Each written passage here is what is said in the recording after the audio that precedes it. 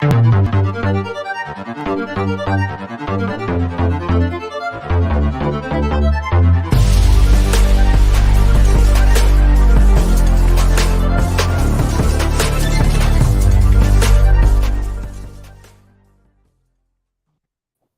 is up? You know what time it is? It is Monday, the day that normally everyone hates, but we somehow, magically managed to turn it into the day we all look forward to. And that is, of course, is because of Mock Draft Monday. And all of you who submit mock drafts, we had like a dozen mock drafts this week. It's great. Really looking forward to getting your mock drafts. In fact, we have so many of them. I think we're going to dispense with the mock that we do at the end of the stream. That ends up taking a bit of time, and we're going to focus on your mock drafts today and, really spend our time talking about that, but really excited to be here with, as always, my partner in crime, Corey. How are you doing, sir?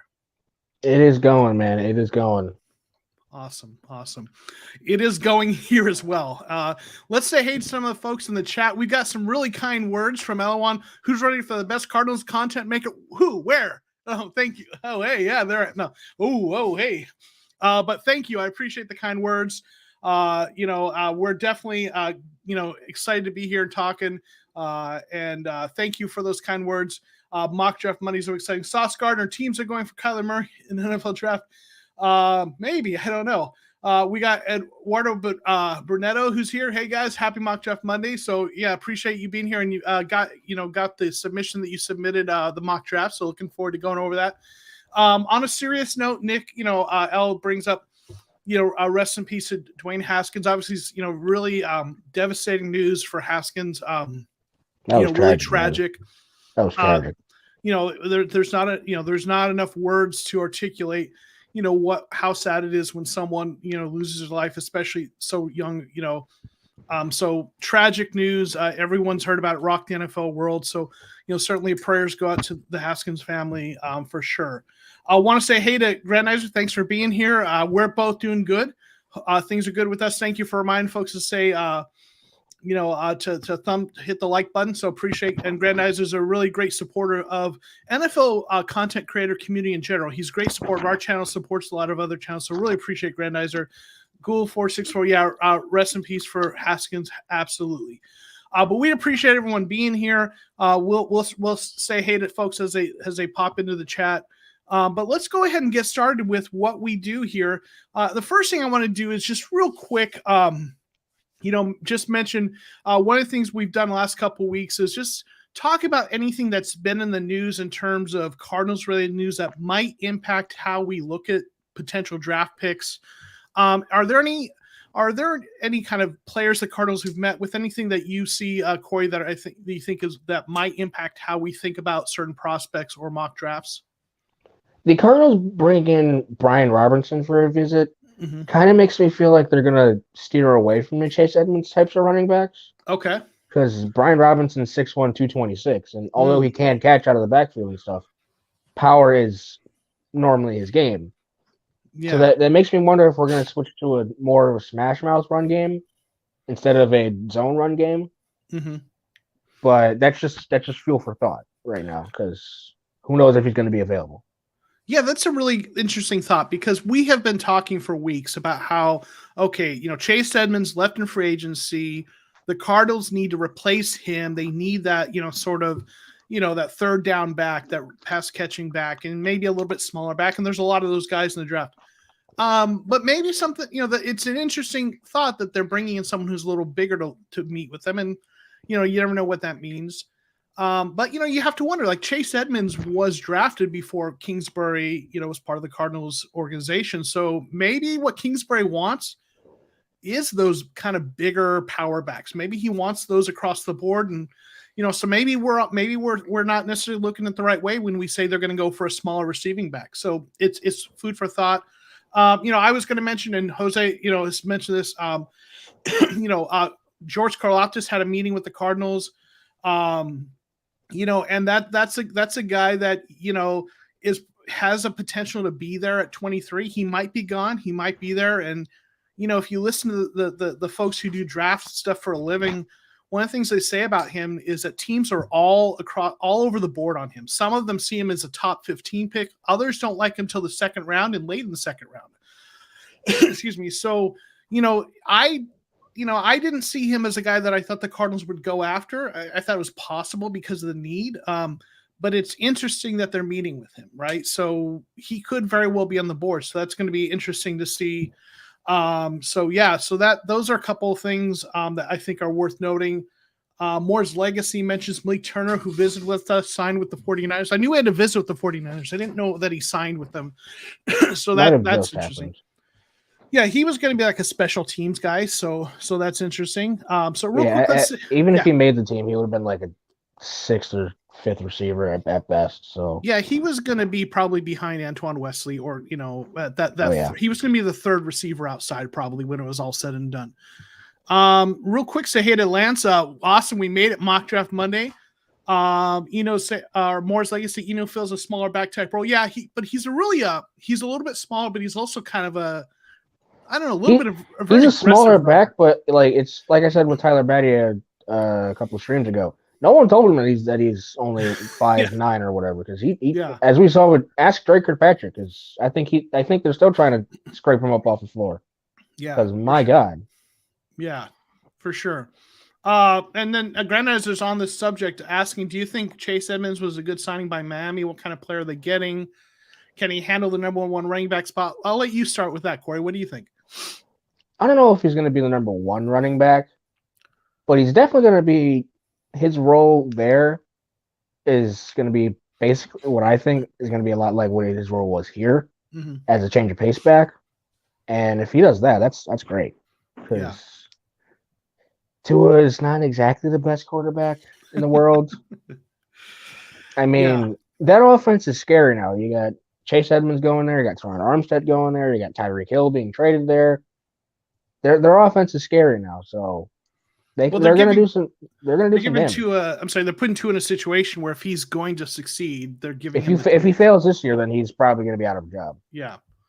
I think Edmonds is a nice pickup. He's solid. He's a really good part of it. Running back by committee. Really good catching the ball. I don't see him as a number one running back. You need him as part of a committee, in my opinion. But I'm a fan of running back by committee. I know it's not fun for fantasy football, but for real NFL not fun football, for fantasy football, not fun for Madden, but it's fun for reality.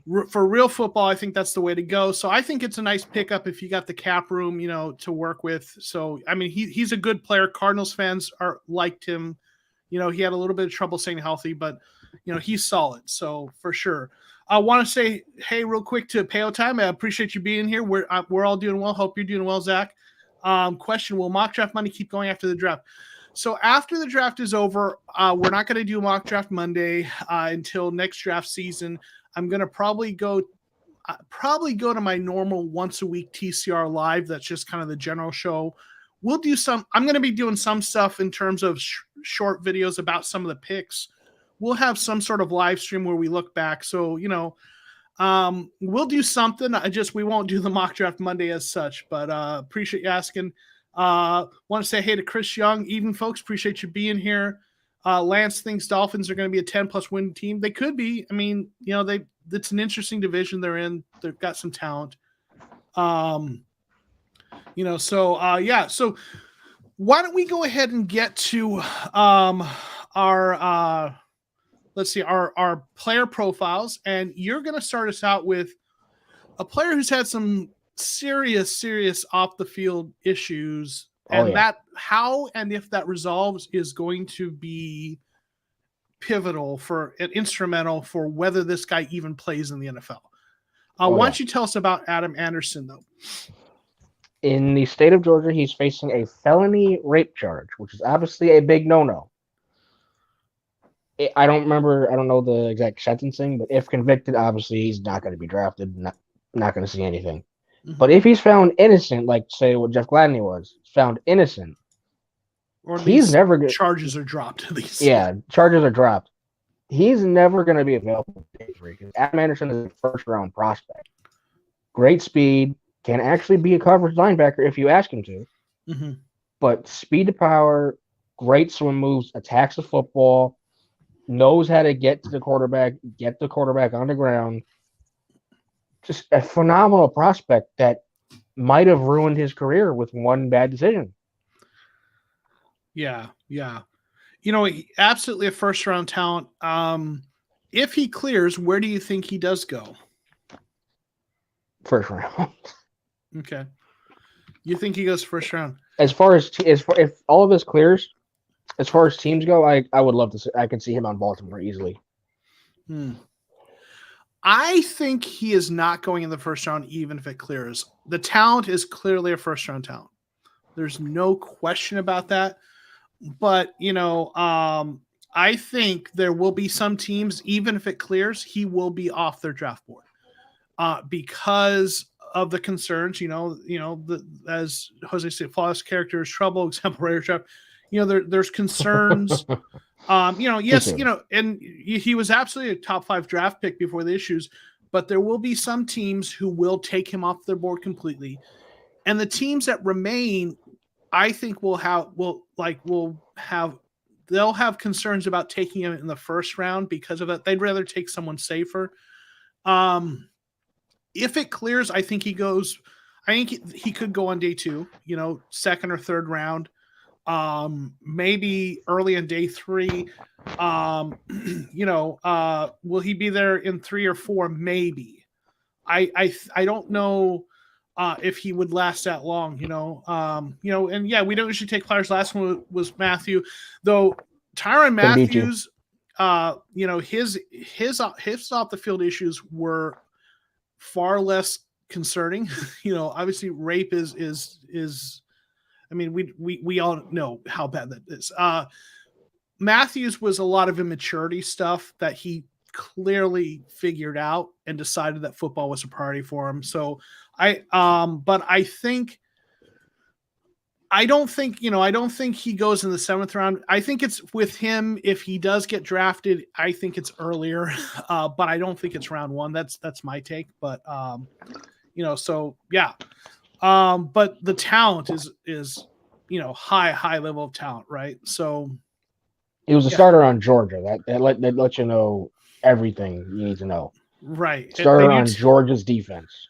Yeah, someone would have to, yeah. I mean, so it's a risk, but the talent is there. So if he gets cleared in some way, then someone will take him probably day 2, I think. But we'll see.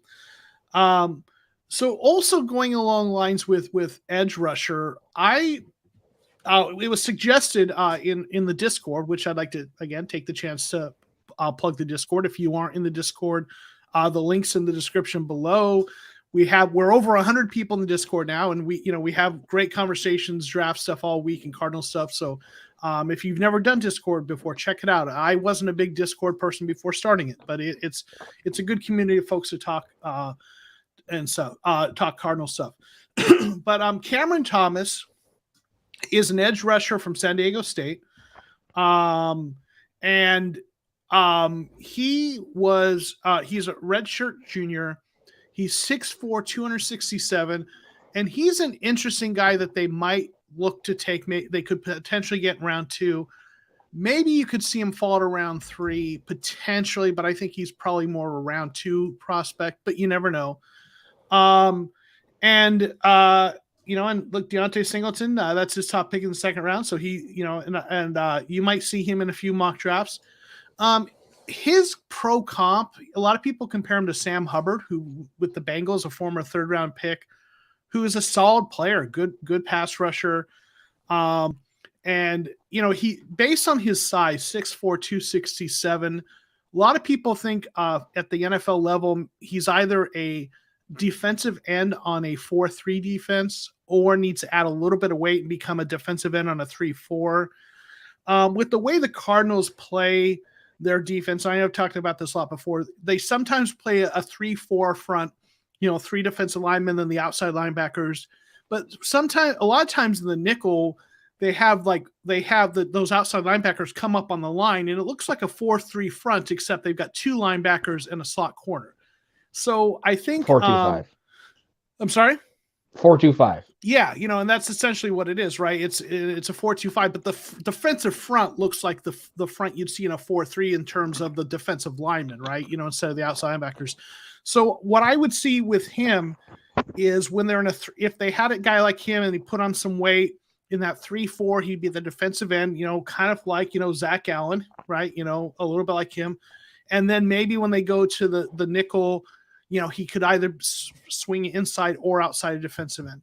So he's an interesting edge rush prospect for day 2. He's been productive, but the level of competition at San Diego State is a concern. What are your thoughts about Cameron Thomas? Personally, I was going to mention it if you didn't. I would personally maybe like to just have him bulk up and just play defensive tackle or defensive end in a 3-4, because a lot of the stuff that he doesn't do well, to me, the bend around the edge, is the one way to stop him from doing that is just don't do it. Just rush from the interior. So I'd like to see him at that role, but as we know, we have a huge problem with playing players out of position. So whatever he's comfortable with doing, we'll do that. Yeah, and Lance is asking, is he better than Ekbare or Benito? I don't know that. I think those guys are more traditional outside linebacker prospects, edge rushers. I don't know if he's better. He could be good. I think he's he's a little bit more an interesting fit. He's probably more likely a guy who they kick in a little bit. So I don't know if he's better or not. I mean, how do you think he compares to those two? He's more of a Kingsley and Ekbare. Nick Nito is literally Hassan Reddick. So Nick Nito and Kingsley and Ekbare. And Ekbare is more of a defensive end. Nick Nito is never going to play on D-line. Never. Yeah. He's like 230, if I remember correctly, if I can find him really quick. He is 6'3", 248. He's small. Yeah. I'll tell you now, he's in my mock draft, and I usually like to try to, when I'm one of the players I'm highlighting, or when I'm highlighting a player, I like to include them in my mock draft. There are guys in the second round who I like better than Thomas. I like Benito better and Ekbaro. But if he somehow fell to the third round, or if the Cardinals were trading around for some reason, they ended up further back in the second round or early in the third round, and he was there, I like him as a player, for a fit for the defense. If he'd need to bulk up a little bit and then play that role we talked about. But so I don't think he's better than those guys that we're talking about, but he's an interesting prospect that could be an interesting fit. And I like the comp to Sam Hubbard. Sam Hubbard's a quality player who's been productive in pass rush too at the NFL level. So if he's anything like that, I think that's a nice pickup. So let's get to our mock drafts, and we always start with Corey kind of quickly walk us through his, and we'll do mine. Then we'll get to all your mock drafts. Obviously, excuse me. So let's talk about yours, Corey. Give us a quick thought of what you were rundown of what you were thinking with this mock draft. Well, if people in the chat here were in the Discord server, they would know I'm a big believer of trade downs. This is a trade down scenario that I've been pondering over for weeks now. Trade down in the first with particularly Cincinnati if Tyler Linderbaum was available, because Joe Burrow would probably hold them at gunpoint saying, "Get Tyler Linderbaum." Because, my God, if they had an offensive line, they would have beat the Rams, and they would have beat the you-know-what out of them. So I traded down. I was hoping either Daxton Hill or maybe just one of the edge rushers that I liked would fall to 31. Sadly, they did not. So I went with need, and I took Travis Jones. Straightforward. Yep. Here in a second, I didn't like the edge rushers available. I thought I could do better. The guys that I really wanted went before me. So I just took a receiver, and I figured it's better to get a receiver now than later. So I took Jalen Tolbert, should instantly supplant Antoine Wesley for the starting outside role. Smaller school, yes, but if he hits, that's a huge prospect. And Darren Carter, we talked about him before. Isaiah Likely, who's met with the Cardinals, huge receiving tight end, would learn under Ertz and Williams, and then once they leave, Likely will be our starting tight end. Yeah. if you've been watching the show for a while, I love Travis Jones.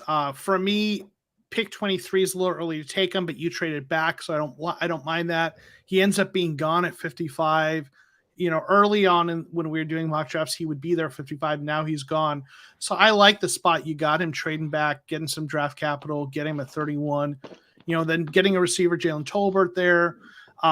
Getting, Kennard, who will move into guard really at the NFL level, most likely. There's obviously we like Ty Chandler. He's a guy that we are talking about here. You got Adam Anderson, Matt Ariza. There's a lot of players on here, and there's a linebacker. Therefore, it is Keim approved, right? That's Keim approved. When I got to that last pick, I was like, wait a minute, I didn't go linebacker and I didn't go to Arizona State. Gotta fix that. Yeah, right. So no, I think this is a solid mock draft. I would be pretty happy with that. Obviously, if Anderson is there and they take him, it means he's cleared charges. He, like we talked about earlier, probably be gone before that. But if somehow that worked out, that'd be a heck of a pick. But a lot of names that we've looked at before. So I'm going to tell you, this week when I did my mock drafts, I intentionally wanted to try to mix things up because a lot of them are looking the same. And if you have watched the stream, one of the things I like to do each week, my mock drafts aren't necessarily what I think the Cardinals are most likely to do at that moment. I'm really kind of just exploring different combinations to see what they look like. And also just to kind of, get a chance to introduce new players. So for me, each of these mock drafts isn't necessarily my best guess at what the Cardinals are going to do as much as they are a chance to explore ideas. So that's my preface for my mock draft this week. So I changed some things up. There's some players on here that have not been on my mock drafts before, some that have.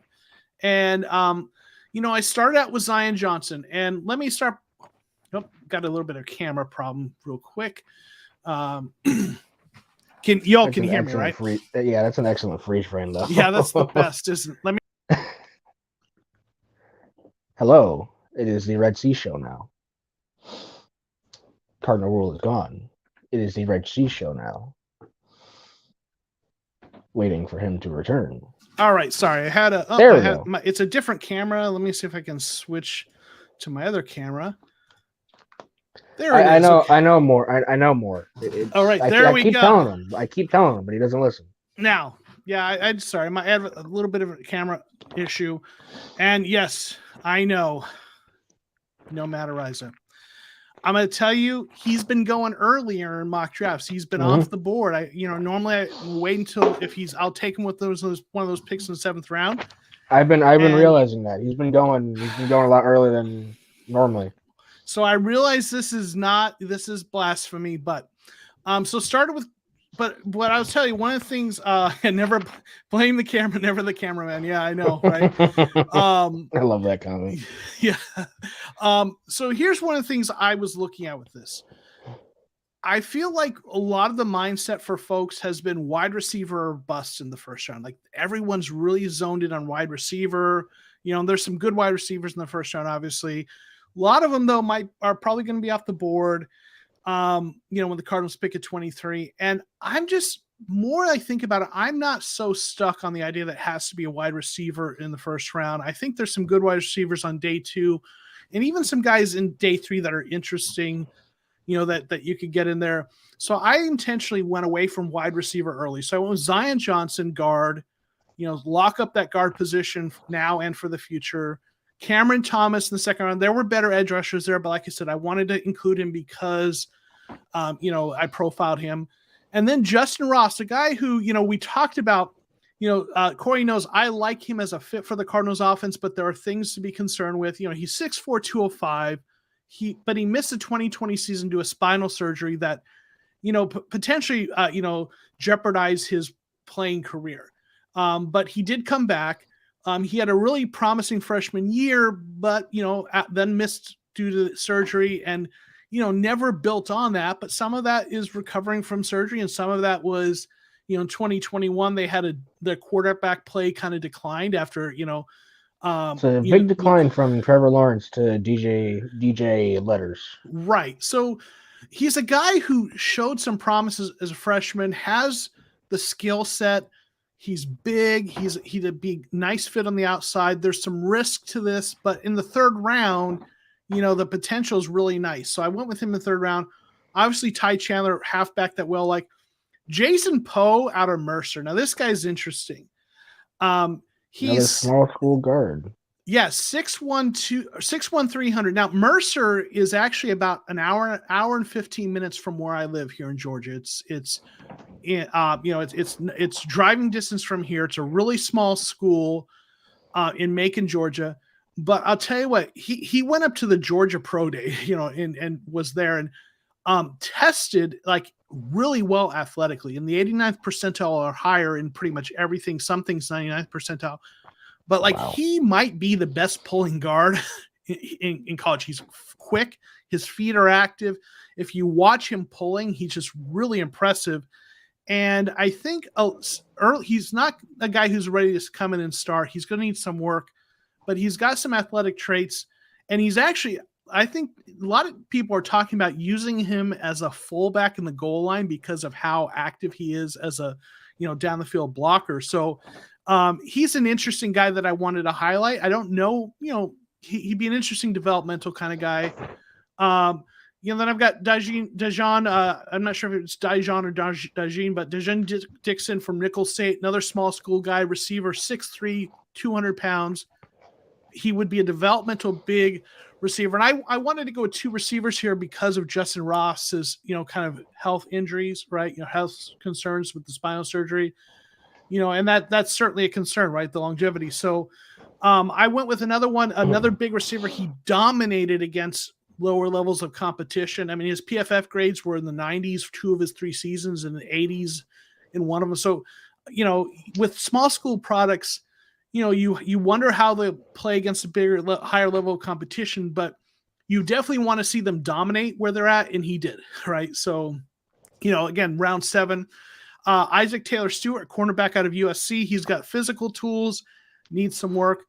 McKinley Williams, he'd be a 3-4 defensive end for us. He's nothing, flashy, but a 7th round pick. So, what are your thoughts and we got Cameron Thomas, a good choice because it's a friend of Riza, right? Maybe some of that will rub off, right? If Riza goes undrafted, we'll be the number 1 spot. He's not going to go undrafted. He's not going to go undrafted. Right. And listen, some of these guys could be undrafted, and that's true. And the difference between a 6th or 7th round pick and an undrafted player in terms of talent is often not much. It's just, so some of these guys might be undrafted. So anyone stand out to you in this? I don't know how you got Isaac Taylor Stewart. I have Isaac Taylor Stewart a lot higher. I have him in the 5th round. Mm-hmm. I have him a lot higher than this. So getting him there would be great. I have him, like I said, I have him in the 5th round. 6'2", almost 200, could bulk up to 200. Mm-hmm.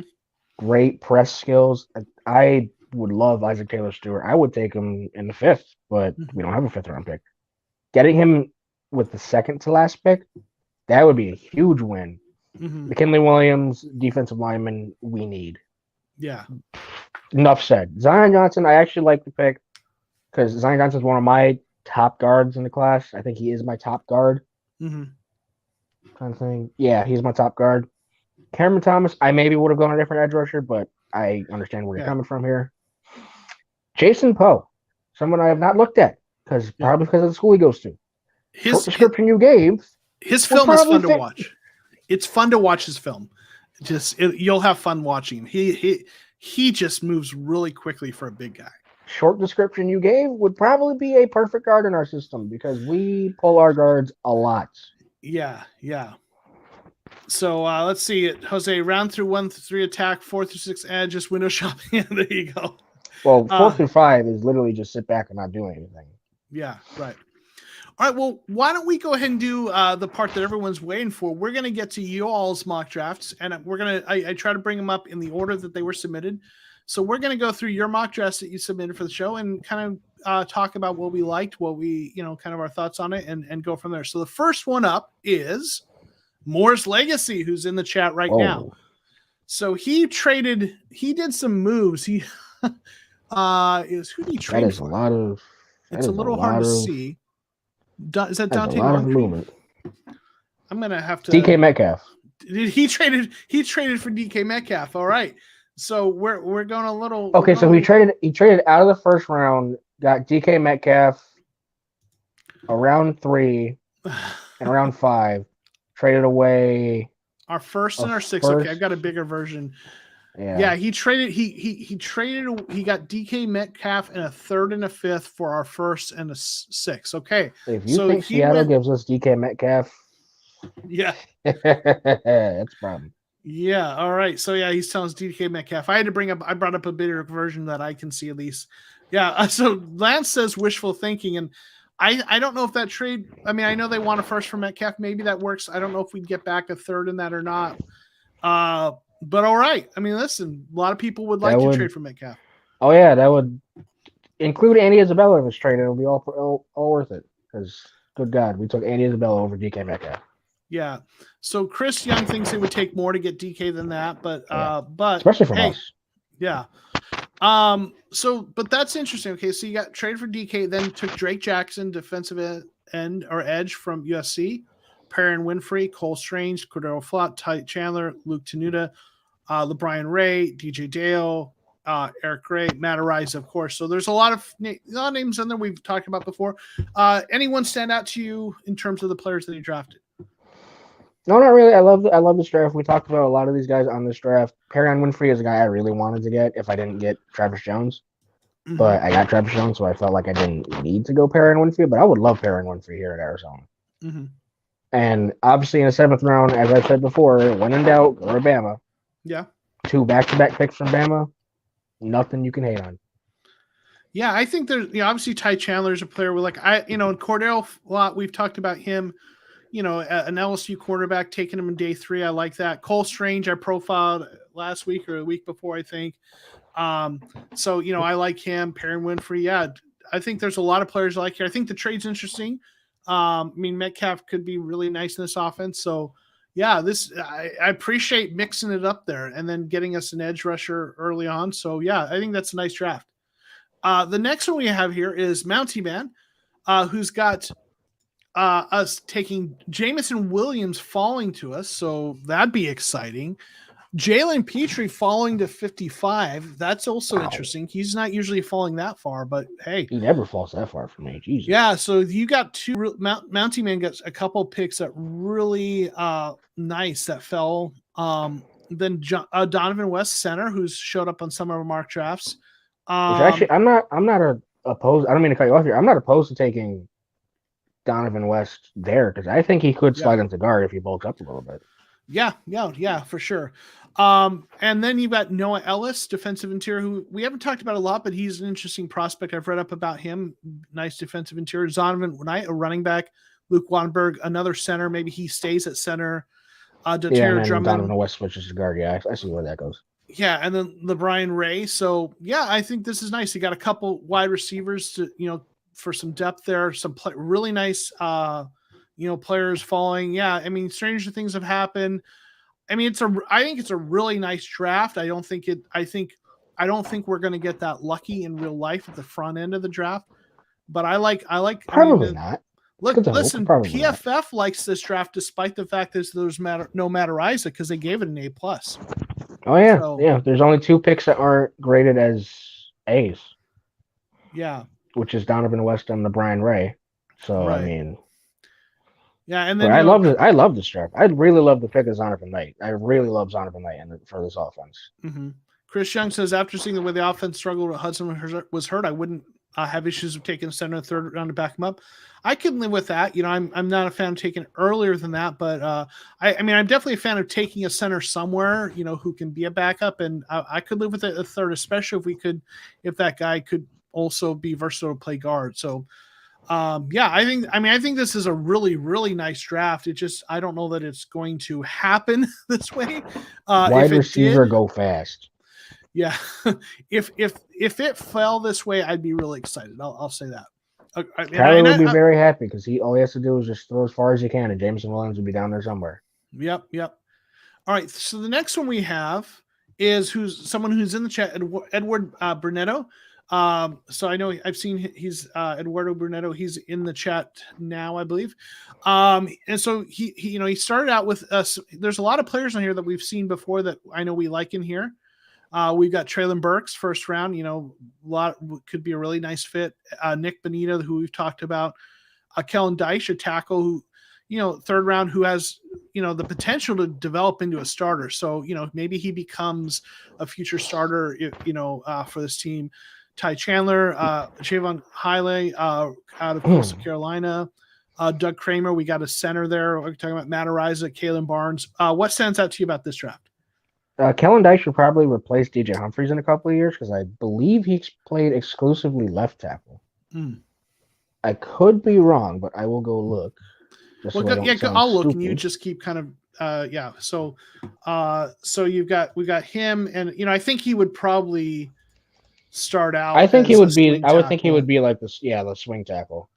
Yeah. So he has played. In his college career, he played 4 snaps at right tackle and everything else left tackle. And that was at 2019. He played almost 900 snaps at left tackle. So he's really a left tackle.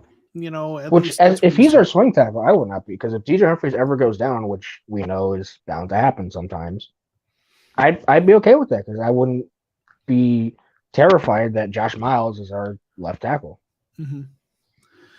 Yeah, I think this is a good draft, and Lance also thinks so. He thinks it's unlikely that some of these players fall where they do, and that's a fair, that's entirely possible.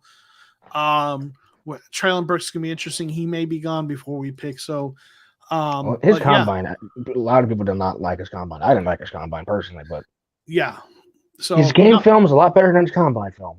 Yeah, and I think he'll be fine. He's just not. He's not this. There's some guys that people have comped him to that he's not the same athlete as, but I think the production will be there. So, I think that's a good.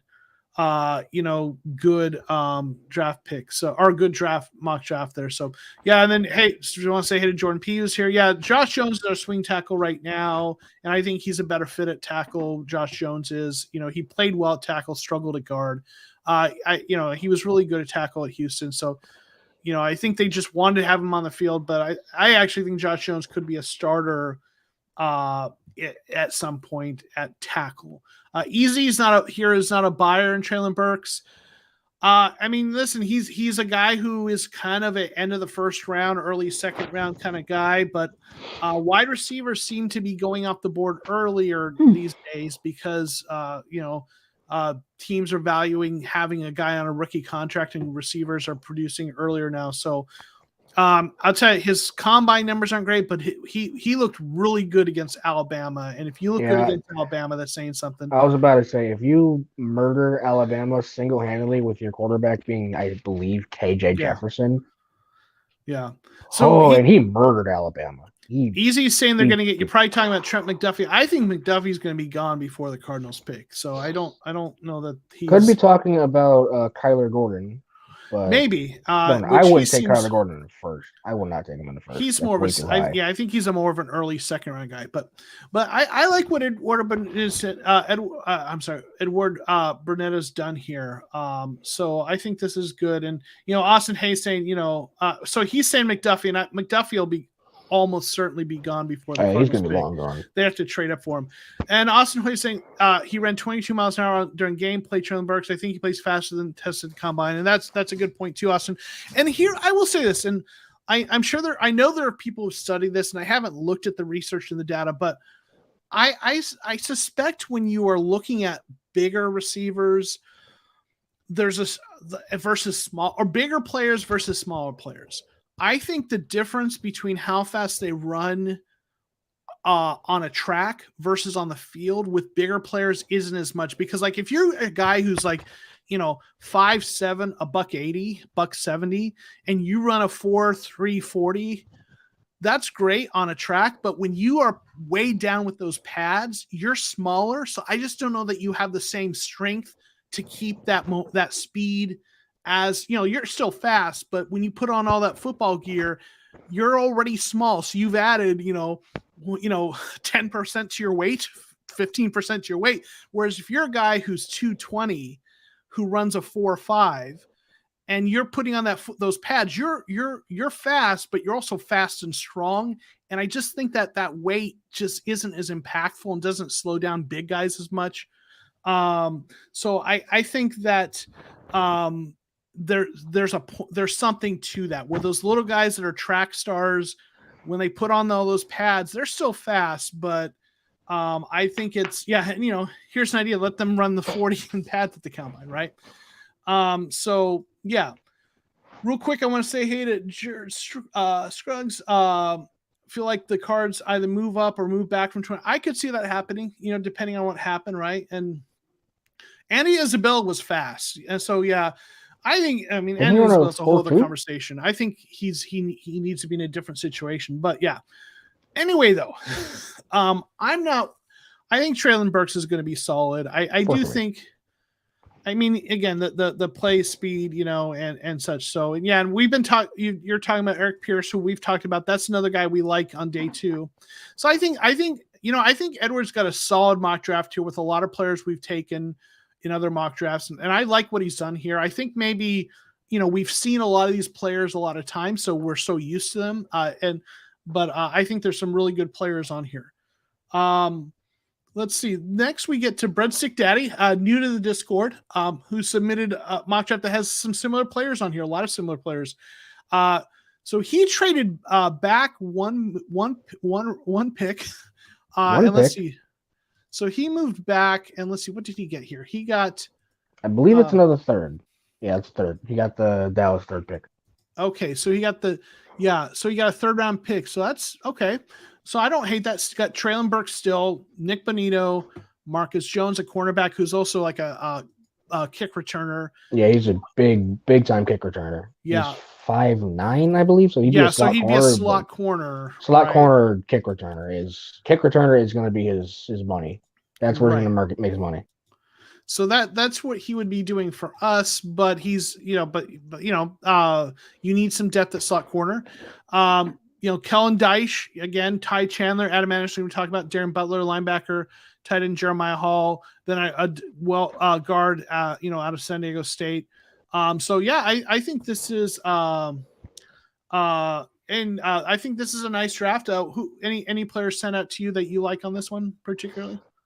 Just something I noticed. I think that trade might have been forced because the trade's not graded.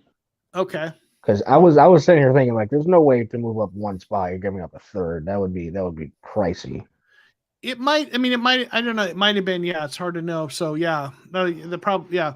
So I like a lot of players. I would have gone the other Arizona State linebacker, as I've said many times on here. Jeremiah Hall, a tight end from Oklahoma. I don't think he's played with Kyler Murray, but we need tight end depth. Ty Chandler, we need a running back. Adam Anderson, at that point, he's a 6th round pick. If the stuff does not clear and he's convicted, release him. Yep. Yeah. Well, there you go. It would be a lot less, it'll be a lot worse on your, I want to say, if you pick him in the 1st round and the stuff doesn't clear, you minus a 1st round pick. Pick him in the 6th and it doesn't clear, you just minus a 6th round pick. Yeah. I don't think anyone's taken him if it hasn't cleared him. I'm just saying for yeah, I get it for what you're giving up. So I just don't think anyone will draft him unless it's cleared. But yeah, I think there's some nice players on here. Marcus Jones hasn't shown up a lot of mock drafts, but I think that getting a kick returner and someone who can provide some depth at cornerback would be nice. So we all talking about Ty Chandler, we love him. There's some nice players on here. So yeah, real quick, B Red C Red, we actually did talk about Karlaftis right kind of at the top, and our opinion is interesting. I could see them taking him at 23. He's a guy that, we talked about this earlier. A lot of teams have different opinions. So that was interesting. That raised an eyebrow for me. We got Rafael Castillo here. What's up? Appreciate you being here. So Austin saying his thought here was, okay, so I appreciate this, kind of the rationale. His thoughts were that Dallas wanted Linderbaum and were willing to move up a spot to get him. And that's an interesting point because, Linderbaum being, he's a really good center prospect and maybe someone really wants him. I don't know that they would move up. I don't know if they're that threat. Maybe they're threatened. We're going to trade down to something that I did. We're trading down with Cincy. Yeah. To get more draft capital, but I don't know. If I had to choose between Cincy getting him and Dallas getting him, I'm going to choose Cincy because they're not in our conference. Well, and here's what I would say: if you're trading up, with us. I guess I don't know who's picking right behind. They're picking right behind us, right? Yeah, Dallas is picking directly So behind us. my one contention is this: I don't think if you're Dallas and you're trading up, it's because one pick like that. It's because you want to make sure we don't take him, and I don't think they're worried we're taking a center. So I think there'd be another team that would be more likely to trade up. Now, I could see a team further back in the first round wanting to trade up with us to get in front of Dallas, right? Because Dallas, you could see them wanting Linderbaum, right? Actually, yeah, center. That actually makes me. I didn't really think about that when I was seeing the trade competition. I was like, why would you give him a third to move up one spot? But that actually makes sense. Say if like Cincinnati wants to move up, and we just phone Dallas, and maybe we're like, hey, listen, Dallas, you can Dallas, trade up. You can give trade us a up, third round pick, or we're trading with Cincy. Or we're trading with Cincinnati. You're not going to see Tyler Linderbaum. Okay, that's interesting. That's actually an interesting thought. Yeah, I wish my brain was working. Sometimes we just have to get the brain rolling. It's late here. It's 10:46. It's late. Under that scenario, I could see it where it becomes a bidding war. We're like, listen, Dallas, you want this guy? You want Linderbaum? Cincinnati's on the other line right now, and they're offering us, this. So you give us a third to move, and we'll do it, right? I appreciate B-Red Seedman saying drop the like. So absolutely, thank you for that. Definitely appreciate that. So Simon saying trade back for Cards mean we need to find a partner that's willing to trade up. I was just trying to think about which teams might do so. Yeah, and I think teams that want Linderbaum, I think Cincinnati could try to trade up and get Linderbaum with us, and I think that's a really good potential trade partner. There's also maybe teams that are looking to get into the back end of the first round for a quarterback, who are the teams if Detroit or one of those other teams that might be looking for a quarterback doesn't take one with their first pick, they might look to trade up. Though. I'm sorry? They have pick 32. Would they? Yeah, but they might want to move up against other. They're trying to get ahead of other people who are trying to also get up. A lot of teams want to trade it back into the end of the first round to get a quarterback because I can see the Giants. I can see the Giants. Hang on, let me finish. A lot of teams want to trade back into the back end of the first round to get that quarterback because you get that 5th-year option, and teams want to have that control.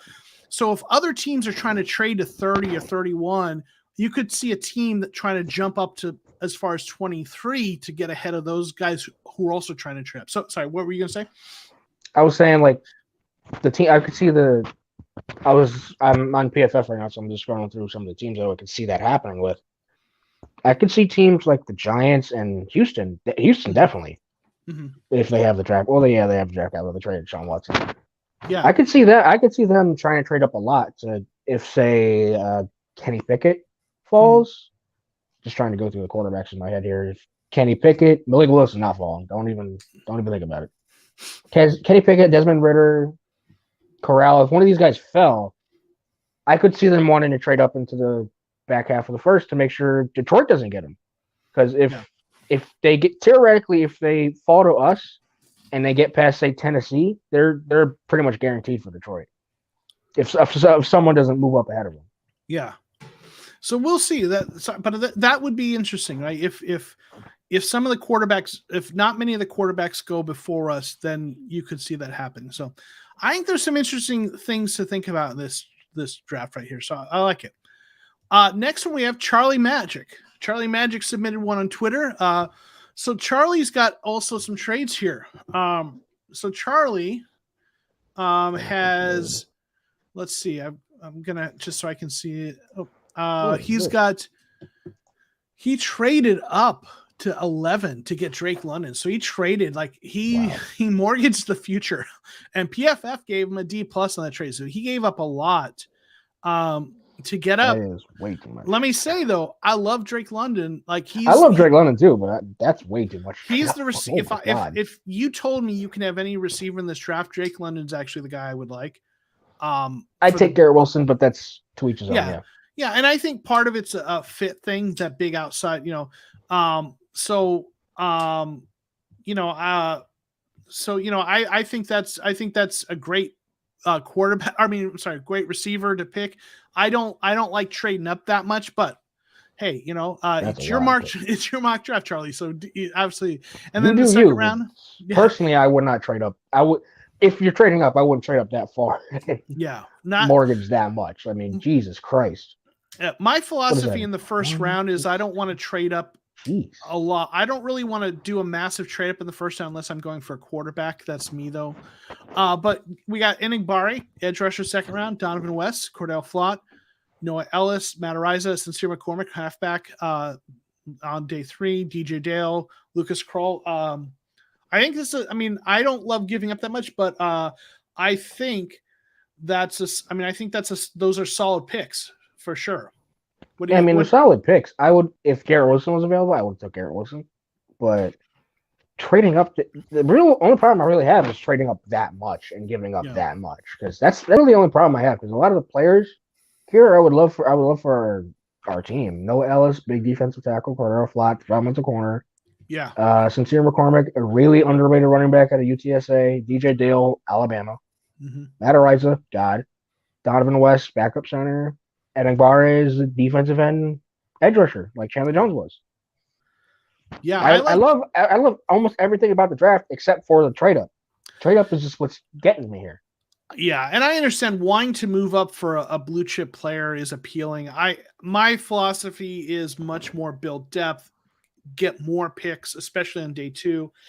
Excuse me. But listen, I love the players. It's a bold move, and I will say it's like I like for the purposes of what we're doing with this stream when people mix it up. So although I wouldn't do that, giving up that much, I appreciate that Charlie Magic mixed it up to give us some different ideas and looks. So great players. I'm not doing that. I'm not trading up like that personally, but I love the players too. We have now Lance S, who's been in the chat. So appreciate Lance. Always a great supporter of the channel. Really good dude. So he's got Devontae Wyatt, Nick Benito, did a bit of a trade to get a fourth and got some mid round, like early day 3. He got a fourth and a sixth, and obviously the third. Yeah, so then he picked up Romeo Dubs, who I love as a 3rd round potential receiver. I think he's like 6'2". He's a good size. 6'2", 200, I believe. Yeah, so he's check really quick. Yep, and then we got Donovan West, Cordell Flott. We talked about him before. Javon Hiley, another receiver for depth. Josh Rivas, a guard out of Kansas State. And then CJ Verdal, who I know you like, right, is a running back. Isaac Taylor Stewart, the cornerback that I also took, and then Merlin Robinson. So I think Jordan P likes Devontae Wyatt. I love Devontae Wyatt. If he's there, he's a guy I'd really like. I'd be really happy if we took him if he's there. I think that's a great first pick. Let's see. Rashad is saying Wire Davis should be our first round targets. Listen, if either of those guys are there, I'm all for taking them. I'm not sure if they're either. Both of them are there, you flip a coin, and whatever side it lands on, you pick that one, because we need defensive line in the worst way possible. I'm telling you, yeah. So I really like this draft. You got Wyatt on the inside, then you got the Benito. You got some receivers. Let Dubs, Highlight, and Wesley duke it out, and whoever ends up playing the best, let them dominate the snaps on the outside. I think it would be Romeo. It would be Hopkins, Romeo Dubs, Rondell Moore. Wesley would be back up to Dubs, and I think Highlight would either be the 5th receiver, or he'd probably make his way on the practice squad. I'm a lot lower on Javion Highlight than most people. Now is he a big receiver? I think he's tall, isn't he? Yeah, I think he's like 6'4". Something like that. So I always think about this as you've got your slot and outside, right? So they need 3. I think for their offense, they're probably gonna have like 3 big outside receivers and 3 slot receivers. 6'2", 200. So it's kind of the same thing as Dubs. So they'd have 4 with that, but I like it though. I really like this draft, and Lance appreciates our thoughts on it. So yeah, I think Lance did solid work with this draft, right? So yeah, and I agree with Jose that I have a feeling Davis is going to be gone. I get that people say he's a 2-down player. I think he can become a 3-down player, but his combine was so freakishly good. Someone's gonna take a shot with Davis. If he gets past Baltimore and the Chargers, I think we'll get him. Yeah, but those 2 teams are ahead of us. And I don't think he'll get past there, in my opinion. But yeah, because the Chargers have a worse run defense than us. Yeah. So and Ravens just love defensive linemen. So and Rashad's saying I like a big slot, as many big bodies for Kyler as possible. So, Cliff seems to go with smaller slot receivers, but maybe they mix it up. So yeah. I think this is a really great mock draft. Next we have Chris Young, who I know was in this chat earlier, so hopefully he's still here. He's also got a trade. He traded back a couple spots to get Traylon Burks. And then he's got he's got at 25, I think. And he traded back 2 spots with Buffalo.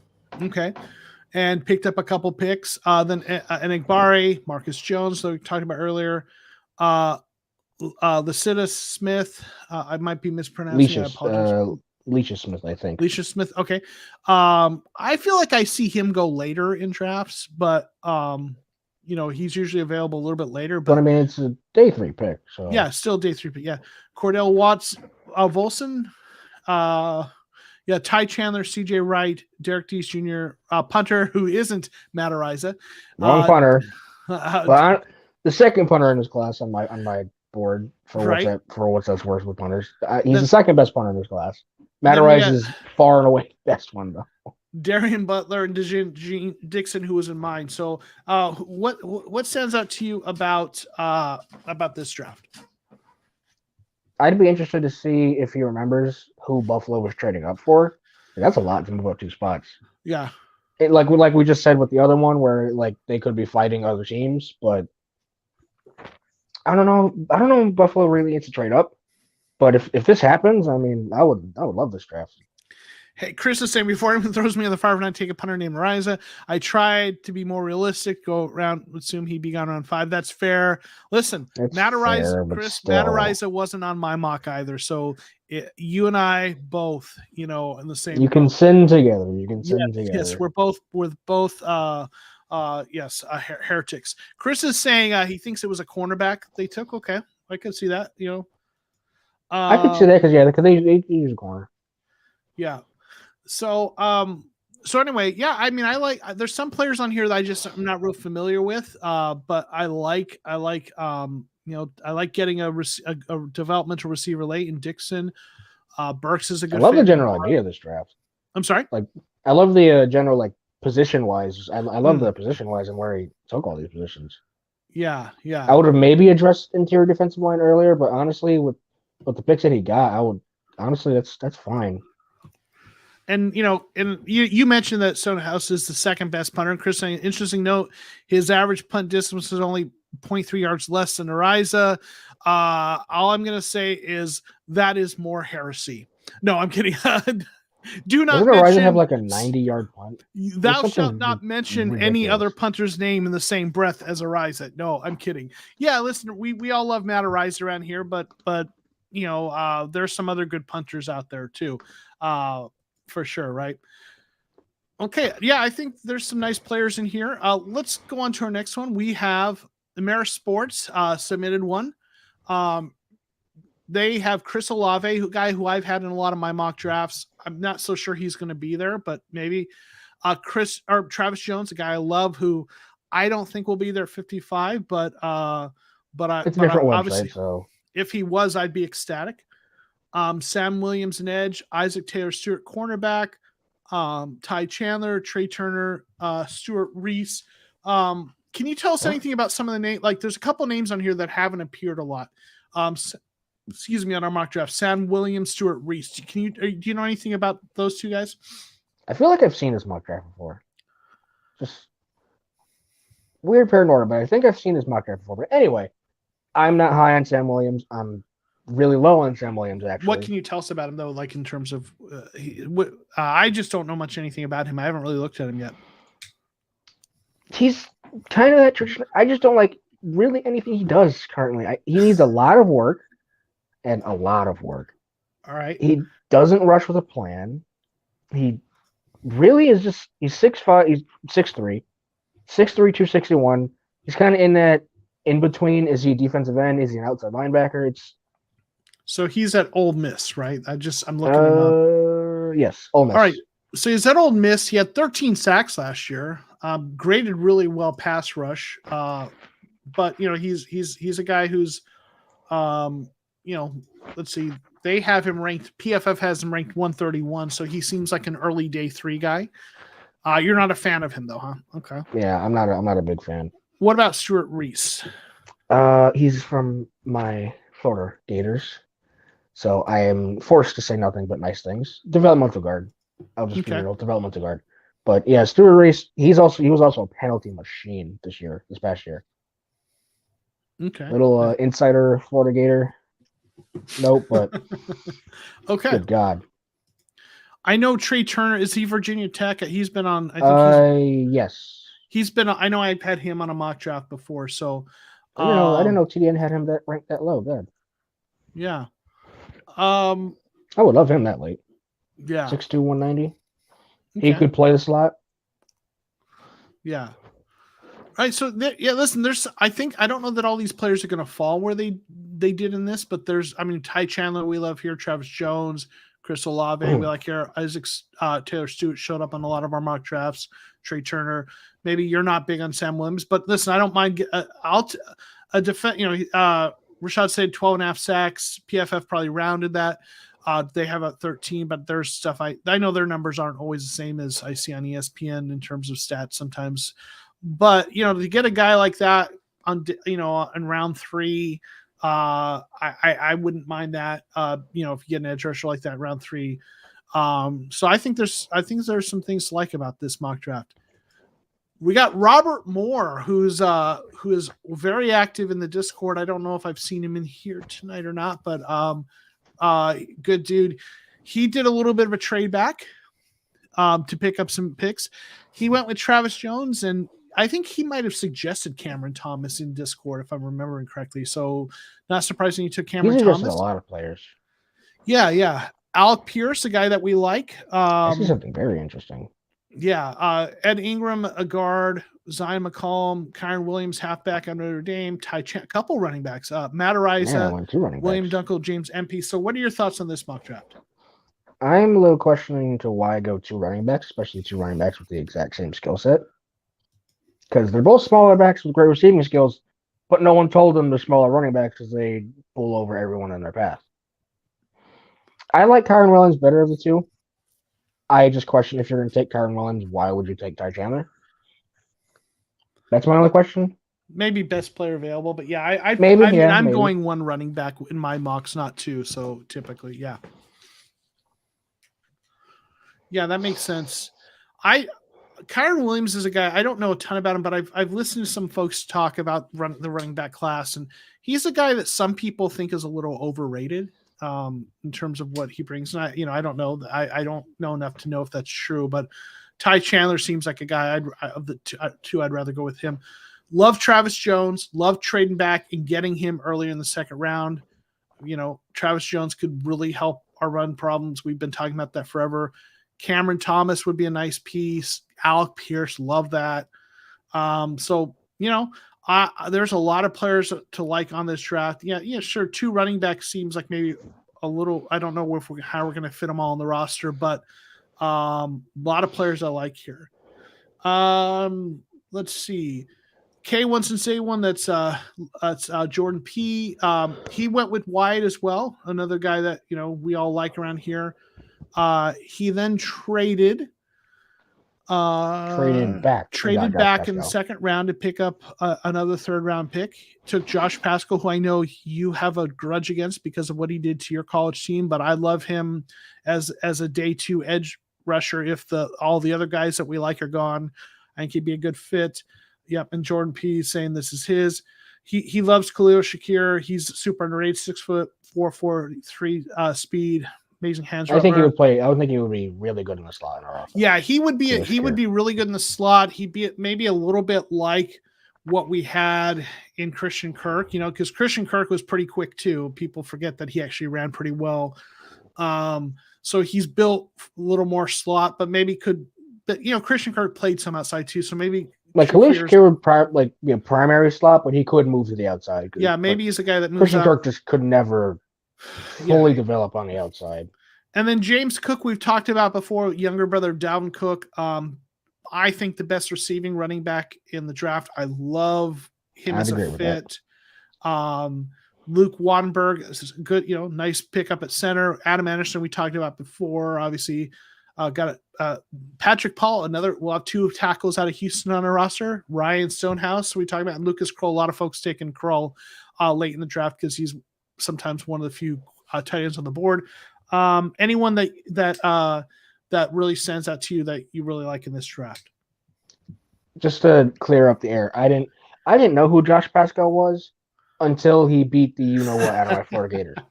And then I watched the tape, and I'm like, who is this guy who just murdered my team and was basically the direct reason that my team lost that game? Yeah. And my God, I love what I saw. Yeah. If we could land Josh Pascal, I would be a very happy camper. Mm-hmm. As long as he's not playing with Florida Gators anymore, I'd be very happy because, my God, if you go back and watch that Florida Gator versus Kentucky game, oh my God, he made Emory Jones' life miserable. Mm-hmm. Yeah. For me, James Cook has been on one or two of my mock drafts before. He's a guy that take him. Yeah, he's a guy who you have to take in the 3rd round. I don't take him often there because there's always other positions I want to address. I always feel like there are really good running back options on day 3 that I'll wait for. Obviously, Jordan P. here, he traded back and got another 3rd round pick to take Cook with. For me, like Cook is the one running back in the draft that if you could just say you can have one of these running backs as a fit in this, for what we need, and you don't have to use a high pick on him. He's like the best fit for me. So I really do like that. I just usually in the 3rd round, I just can't in my mind justify using our 1 3rd round pick for him. But obviously Jordan addressed that by trading back and getting another 3rd round pick. Rashad, who is very active in the Discord as well, and who's also often in here. A lot of Georgia defensive tackles in these mock drafts. A lot of Devontae Wyatt. And then he did a little bit of trading back to get a couple picks, additional picks in the 3rd and 4th round and 5th round. Traded back 10 spots, got 10 picks back, the 4th and a 5th. Yeah. So Alec Pierce, Sam Williams, who I know we'd like to talk about. You're not big. Rashad White, who's a running back. We don't see a lot in drafts because Cardinals don't have a 4th or 5th round pick, so he doesn't show up in mock drafts. But he's second rated receiving back. Yeah, he's a guy that I'd love to get early in day 2. So if the Cardinals do trade around like what Rashad has done here, where they move around the board and they pick up some picks in rounds 4 or 5, that's a guy I'd love for them to get. It's just he's never on my mock drafts because we never have a pick. I'm not trading back like that. Flott, Anderson, Wattenberg, guys that we've seen a lot. Dare Rosendahl, I think. I haven't seen him really on a mock, so have to look at him. Dare Rosendahl. Yeah, Slade Bolton. I think he's a slot receiver, isn't he? Think New England Patriots receiver. That's Slade Bolton. Right. And then we got a quarterback, Derek King. So interesting.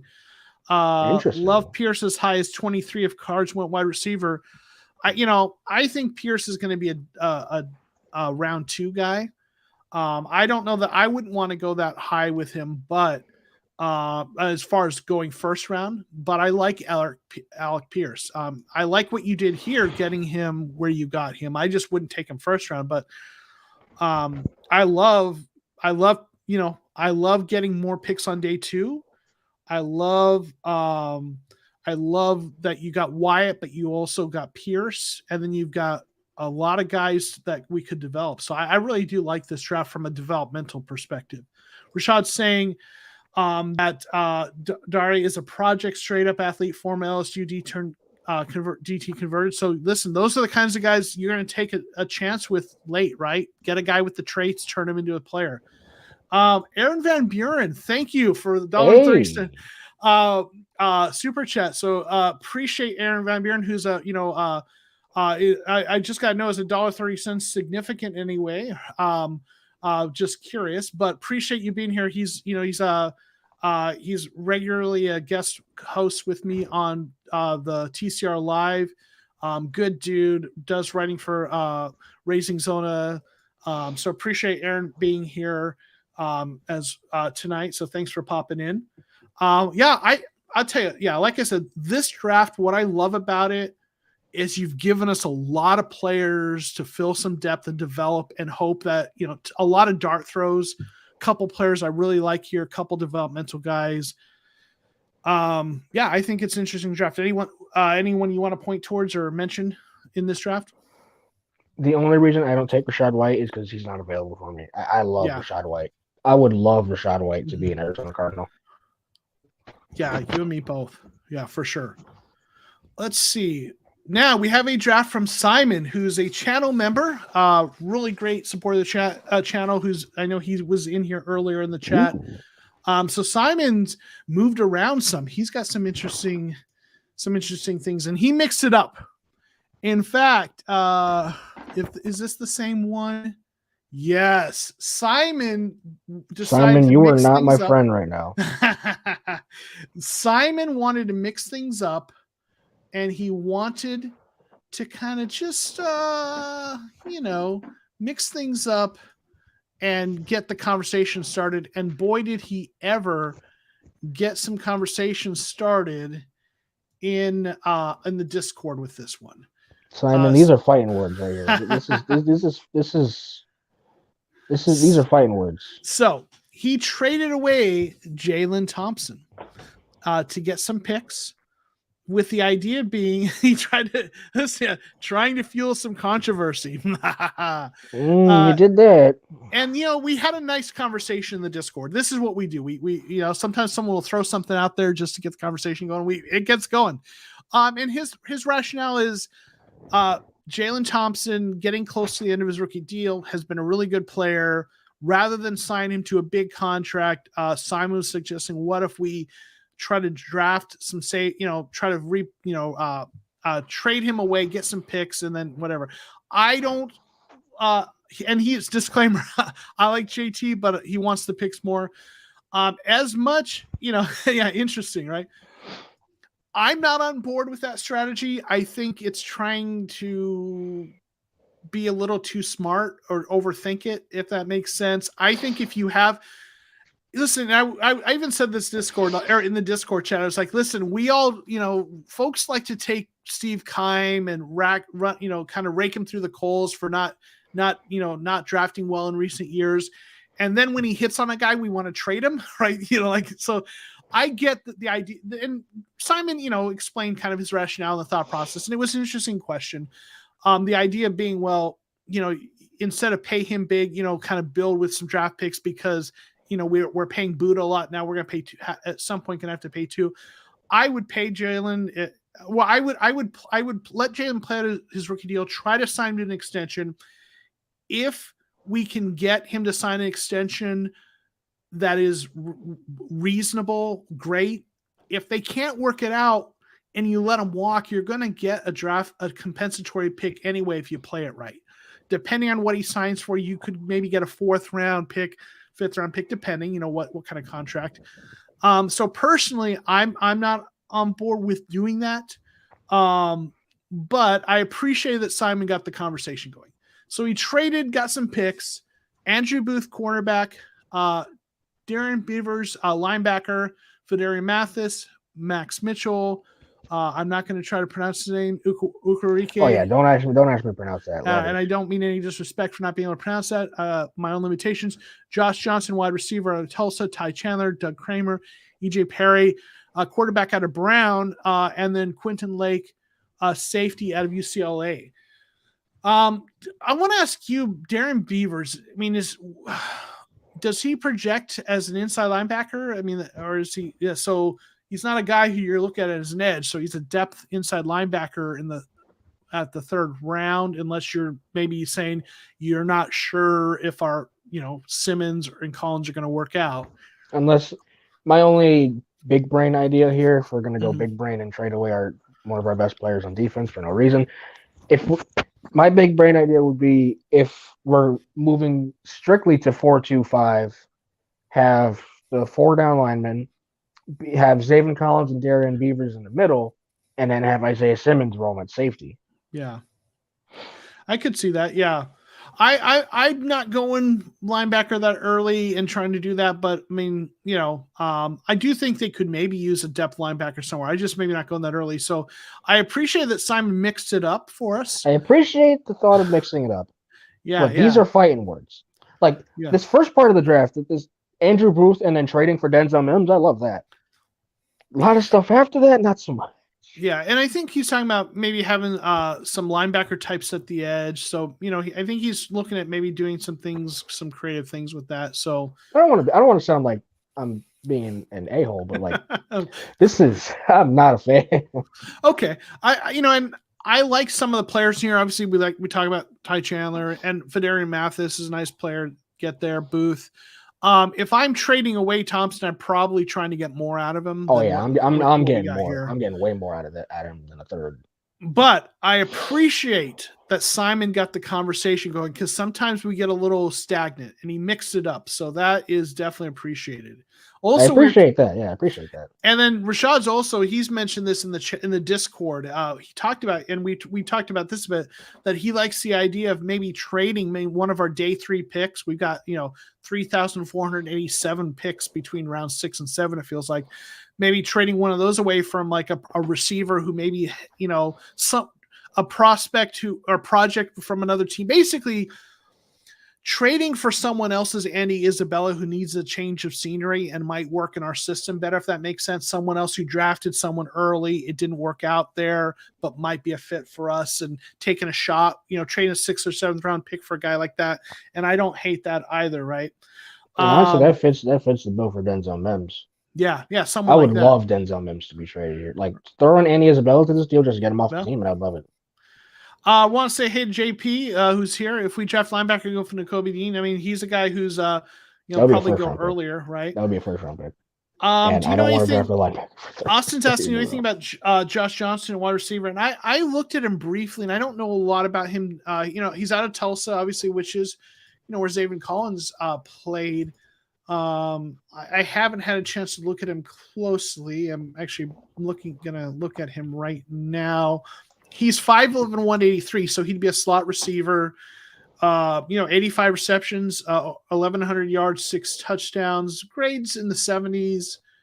So he would be a nice slot receiver to kind of back up with and yeah, here we go. Simon saying a slot guy to replace Kirk. I will say this. I really like the idea of taking a slot receiver on day 3, one of those smaller guys like this, who are those quicker than fast and good slot receivers, but aren't elite guys.